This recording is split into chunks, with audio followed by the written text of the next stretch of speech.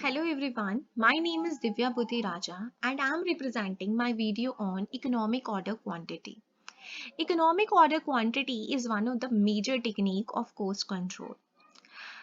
But before starting this video, I want to say something about why we want to reduce our cost. Basically, our purpose is to maximize our profit. And for maximization of our profit, we need to minimize our cost. And there are different techniques of minimizing our cost. We know that cost component include various things like material cost, labor cost, various kind of indirect expenses. Economic order quantity is a part of your material cost, and how to reduce your material cost, uh, we can adopt economic order quantity for that. Economic order quantity वो quantity है जो कि हमें place करनी है, मतलब supplier को जब हम ऑर्डर करें तो उस क्वांटिटी को प्लेस करें जिससे हमारी कॉस्ट जो हो मिनिमम हो। तो हम उस ऑर्डर को, जो हमारा ऑप्टिमम ऑर्डर साइज जो होता है, उसे हम कहते हैं economic order quantity. Ordering cost, जब भी आप इकोनॉमिक ऑर्डर क्वांटिटी देखते हैं तो देयर आर टू कंपोनेंट।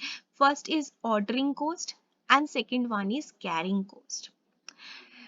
आप किसी भी ऑर्डर को नहीं प्लेस कर सकते कि ठीक है हम एक ही बार में सारा का सारा जितना भी मटेरियल हमें रिक्वायर्ड है इन एन ईयर हम सारा का सारा मंगा लेते हैं। तो इससे क्या होगा, आपकी कैरिंग कॉस्ट बढ़ जाएगी। क्या होगा कि आपकी कैरिंग कॉस्ट बढ़ जाएगी, आपको उसको मेंटेन करना पड़ेगा, आपको स्टोर रूम का रेंट देना पड़ेगा, आपको स्टोर कीपर को सैलरी देनी पड़ेगी, बिकॉज आप मटेरियल को ऐसे तो नहीं छोड़ दोगे। स्टोर रूम के लिए, उसका केयर करने के लिए, उसका सामान का ध्यान रखने के लिए you need a store keeper, and store keeper without pay तो काम करेगा नहीं, they won't salary for that, so store keeper salary. Then cleaner salary, सफाई भी करोगे या उसे मेंटेन करके रखोगे तो क्लीनर की सैलरी भी होगी। इलेक्ट्रिसिटी बिल पे करना पड़ेगा of store room. And then आपका क्या होता है कि जब अपने सामान इतना सारा रखा हुआ है तो उसमें ऑब्सोलेंस कॉस्ट भी आ जाती है। हो सकता है कि वो मटेरियल आउटडेटेड हो जाए, जब वो आउटडेटेड हो जाएगा तो ऑब्वियस है आपके लिए वो कॉस्ट इंक्रीज हो गई है, क्योंकि सामान जब आउटडेटेड हो जाता है तो या तो आपको उसे कम प्राइस पे बेचना पड़ेगा या फिर आपका वो बिल्कुल ही लोग खरीदेंगे नहीं। तो आपकी ये सारी क्या हो गई, कैरिंग कॉस्ट हो गई। इसका ये मतलब है कि आप एक ही बार में बल्क अमाउंट नहीं ऑर्डर कर सकते जस्ट बिकॉज कि आप बल्क ऑर्डर करेंगे तो आपको कुछ कंसेशन मिल जाएगा, कुछ डिस्काउंट मिल जाएगा तो आपको वो बल्क ऑर्डर कर देना चाहिए। नो, आपको ये भी ध्यान रखना है कि there would be some carrying cost for that, तो वो कैरिंग कॉस्ट आपकी इंक्रीज ना हो जाए। देन अगर हम ये चीज समझते हैं कि ठीक है हमें इतना नहीं ऑर्डर करना, तो हम मतलब कितना करें, मतलब कम कर दें, बहुत ही माइन्यूट करते हैं, हमें रखना ही ना पड़े, हम बिल्कुल अपना कोई स्टोर रूम रखेंगे ही नहीं, we will not have any warehouse facility and all, हम बहुत ही माइन्यूट रखेंगे अमाउंट। तो बट ऐसा भी नहीं आप कर सकते हो। क्यों ऐसा नहीं कर सकते हो कि आप बहुत ही कम क्यों नहीं कर सकते, बिकॉज आपको उतना तो मेंटेन करके रखना पड़ेगा जो कि आपकी बेसिक रिक्वायरमेंट्स को पूरा कर सके।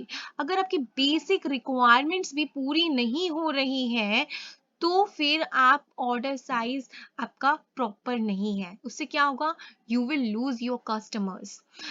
ऑर्डरिंग कॉस्ट क्या होती है, जब जब आप ऑर्डर साइज बढ़ाते हैं, जब जब आप ऑर्डर साइज को बढ़ाते हैं तो आपका कोई जो कॉस्ट होती है, जब जब आप ऑर्डर करेंगे तो क्या क्या आपका कॉस्ट हो सकती है, तो पहली हो गई आपका परचेज डिपार्टमेंट के एक्सपेंसेस।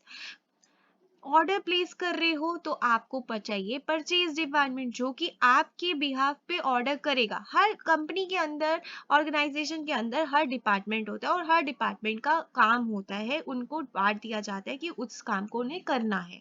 तो परचेज डिपार्टमेंट का काम है कि ऑर्डर को प्लेस करना है, उन्हें खरीदना है।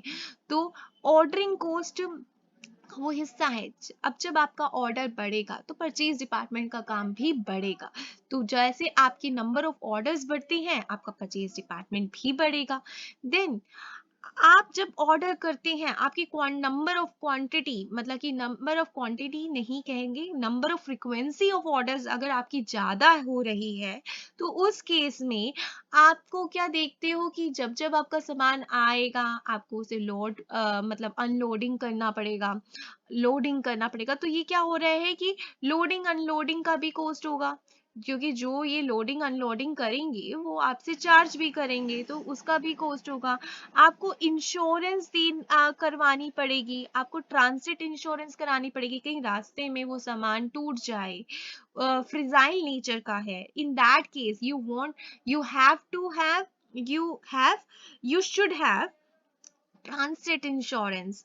Cost of inspection of material, material जब आता है तो आपको उसे इंस्पेक्ट करना होगा कि वो प्रॉपर आया है या नहीं, जैसा आपका रिक्वायरमेंट था वैसा ही है या नहीं, एज पर योर रिक्वायरमेंट है या नहीं, क्या वो कहीं से ब्रेकेज कुछ हुई है या नहीं, तो आपको उसे चेक करना पड़ेगा। तो जब जब आपका फ्रीक्वेंसी ऑफ ऑर्डर बढ़ता है, whenever your frequency of order increase, तो जैसे जैसे आपका फ्रीक्वेंसी ऑफ ऑर्डर बढ़ेगा, आपका ऑर्डरिंग कॉस्ट इंक्रीज हो जाएगा। और जैसे आपका क्वांटिटी ऑफ ऑर्डर बढ़ेगा, जब आपका क्वांटिटी ऑफ ऑर्डर बढ़ जाएगा, तो आपका कैरिंग कॉस्ट इंक्रीज हो जाएगा, आपको उसको मेंटेन ज्यादा करके रखना पड़ेगा। This is your ordering cost and this is your carrying cost. And हमें क्या करना है, इन दोनों कॉस्ट को क्या करना है, मिनिमाइज करना है। We want to minimize it. तो ऐसा कौन सा ऑर्डर हम प्लेस करें जिससे ये दोनों कॉस्ट मिनिमाइज हो जाएं और हमारा प्रॉफिट मैक्सिमाइज हो जाए। तो this is our economic order quantity. Basically इसकी कुछ एग्जाम्पन्स हैं, जैसे इकोनॉमिक्स में कुछ एग्जाम्पन्स रखी जाती है, हर चीज में, फिनेंस में रखी जाती है, वैसे ही इसकी भी कुछ एग्जाम्पन्स हैं। जो कि पहली एग्जाम्पन ये है कि हम ये मानेंगे कि जो एनुअल रिक्वायरमेंट है, मतलब हमारे साल भर की जो रिक्वायरमेंट है, वो हमें पहले से पता है कि कितनी होने वाली है, certainty, with certainty. So known in advance with certainty, we know that कि our annual requirement is this and this is with certainty. कोई कंफ्यूजन नहीं है, हमें लगता है कि इतनी ही होगी और इतनी ही होती भी है, ये हमारी एजम्पशन है। देन हमने देखा कि हमारा इन्वेंट्री जो कंज्यूम्ड हो रहा है, जो कि इन्वेंट्री लग रही है ड्यूरिंग द ईयर, वो इवनली लग रही है, बराबर लग रही है, कोई ज्यादा नहीं कोई कम नहीं, इवनली लग रही है। ऑर्डरिंग कॉस्ट जो हो रही है पर ऑर्डर रिमेन कांस्टेंट। तो जो भी आप ऑर्डर कॉस्ट, जो भी जब भी आप ऑर्डर प्लेस कर रहे हो, तो जो आपकी ऑर्डरिंग कॉस्ट लग रही है पर ऑर्डर, वो कांस्टेंट है। ऐसा नहीं हो रहा कि आपने एक बारी प्लेस करा तो आपकी कॉस्ट कुछ और थी, देन नेक्स्ट टाइम आप देखते हो कुछ इंक्रीमेंट हो गई आपकी कॉस्ट। फर्स्ट टाइम में 20 पर ऑर्डर चल रहा था, नेक्स्ट टाइम पे 40 पर ऑर्डर चल गया, ऐसा कुछ नहीं हो रहा। या फिर आपका साइज ऑफ ऑर्डर आपने ज्यादा कर दिया है तो आपकी ऑर्डरिंग कॉस्ट में चेंजेस आ जाए, तो ऐसा कुछ नहीं हो रहा। बट रियल लाइफ में चेंजेस होते हैं, बट हमारे एजम्पशन में चेंजेस नहीं है। Carrying cost is computed as fix percentage of purchase cost. तो जो कैरिंग कॉस्ट है वो आपकी, वो भी जो है वो एक फिक्स परसेंटेज है परचेज प्राइस की।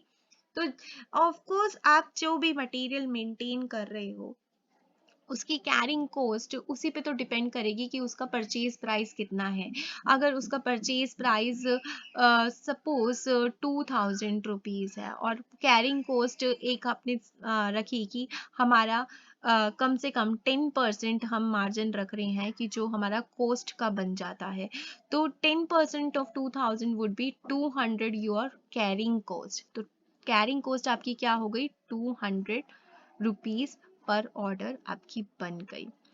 तो पर ऑर्डर नहीं, आपका ये कहिए कि कैरिंग कॉस्ट आपको परचेज प्राइस के परसेंटेज की फॉर्म में निकालनी है, क्योंकि जितना ज्यादा, जैसे कि जो जितना ज्यादा एक्सपेंसिव होगा उसकी मेंटेनेंस का भी उतना ही ध्यान रखना पड़ता है।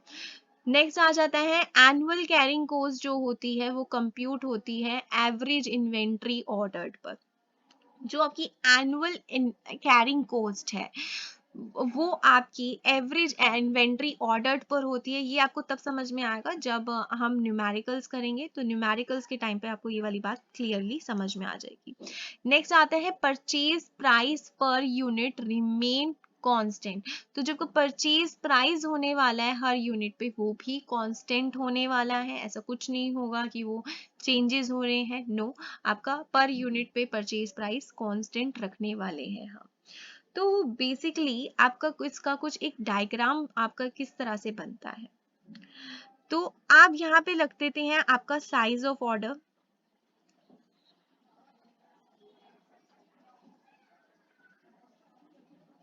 एक मिनट,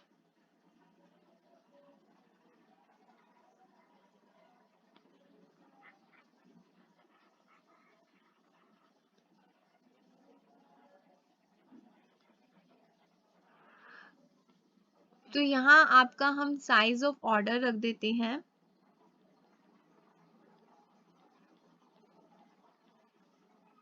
और यहाँ आपका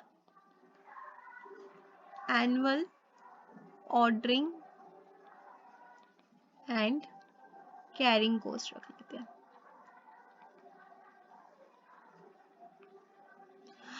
अब एक्चुअल में क्या, जैसे जैसे आपका जो साइज ऑफ ऑर्डर जो है इंक्रीज होगा, जैसे जैसे आपका साइज ऑफ ऑर्डर इंक्रीज होगा, आपका ऑर्डर साइज जैसे जैसे इंक्रीज होता है तो आपकी जो कैरिंग कॉस्ट होती है वो बढ़ जाती है।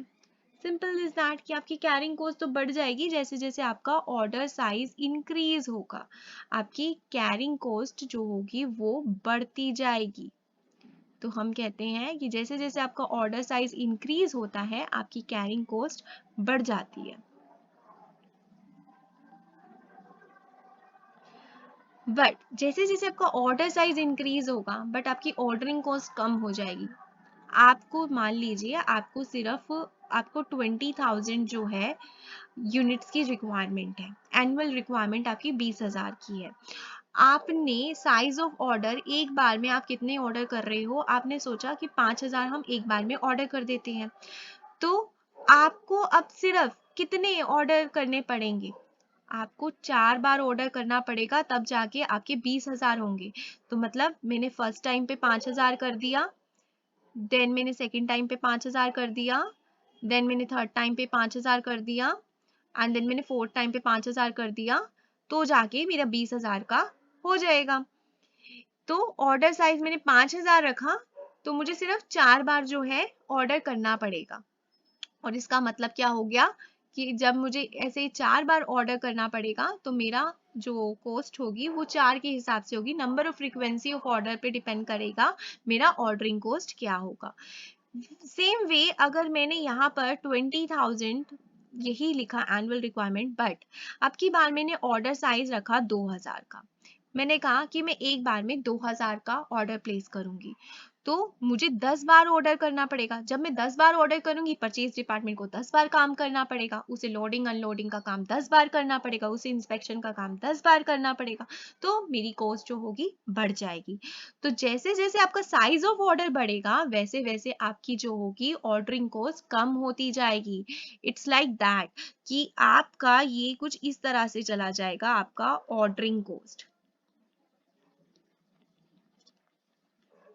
जहां पर ये दोनों कट हो रहे हैं, carrying cost and ordering cost, जहां पर ये इंटरसेक्ट हो रहे हैं, that's your optimum order size. ये आपका ऑप्टिमम ऑर्डर साइज है जिस पर आपकी कॉस्ट जो हो रही है मिनिमम हो रही है। तो हम कैसे करते हैं कि यहाँ से हमने एक जस्ट लाइन प्लेस करी, ये जो आपका ऑर्डर साइज यहाँ पर आ रहा है, this one, this is your economic order quantity, this is your economic order quantity जो कि आपको प्लेस करनी चाहिए to minimize your cost, to minimize cost of material. This is one of the technique of controlling your cost. इसी को आप कैसे place कर सकते हो, फॉर्मूला के वे में भी प्लेस कर सकते हो। So how can you do this, so यहाँ पर आप इसे प्लेस इस तरह से कर सकते हैं। ओके, यहाँ पर आ जाते हैं, हम इसे फॉर्मूला के वे में लिखते हैं। तो इसका एक फॉर्मूला भी बनाते हैं। Economic order quantity is equal to under root of 2 times of annual consumption into ordering cost over carrying cost। तो यहाँ पर A स्टैंड होता है एनुअल कंजम्पशन के लिए कि आपकी एनुअल रिक्वायरमेंट कितनी है। O स्टैंड होता है आपका ऑर्डरिंग कोस्ट पर ऑर्डर, ऑर्डरिंग कोस्ट पर order। C stands for carrying cost, carrying cost per unit per annum। This is your economic order quantities formula। So diagrammatically आप इसे इस तरह से देख सकते हैं, आप इधर से देख लेंगे और फॉर्मूले के वे में आप यहाँ से देख लेंगे कि क्या ऑर्डर साइज होना चाहिए जहां पर आपका कोस्ट जो हो मिनिमम हो। इकोनॉमिक ऑर्डर क्वांटिटी को हम रीऑर्डर क्वांटिटी भी बोलते हैं। So reorder quantity is another name for economic order quantity। Thank you. That's it for today. Thank you so much.